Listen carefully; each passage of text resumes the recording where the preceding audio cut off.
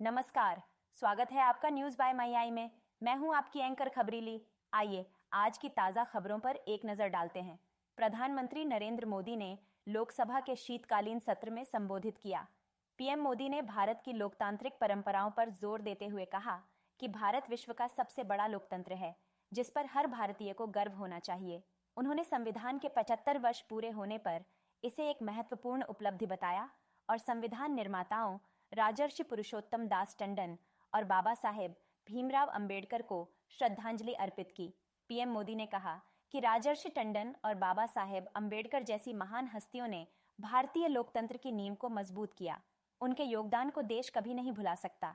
संसद में प्रधानमंत्री के पहुंचने पर भारत माता की जय के नारों से उनका स्वागत किया गया।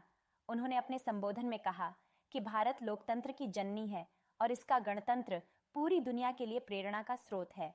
महिलाओं के सशक्तिकरण पर जोर देते हुए प्रधानमंत्री ने नारी शक्ति वंदन अधिनियम का उल्लेख किया, जो महिलाओं को राजनीतिक भागीदारी में अधिक अवसर देगा।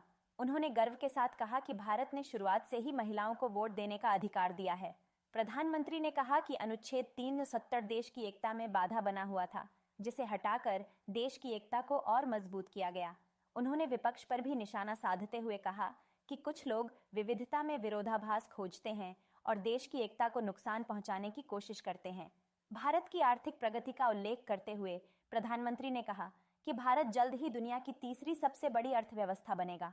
उन्होंने कहा कि देश की प्रगति की कुंजी उसकी एकता में है और जब देश एकजुट होकर काम करता है तो हर चुनौती अवसर में बदल जाती है।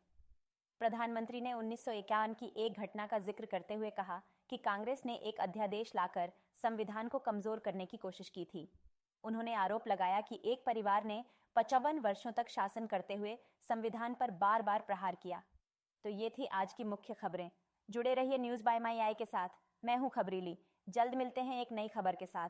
धन्यवाद।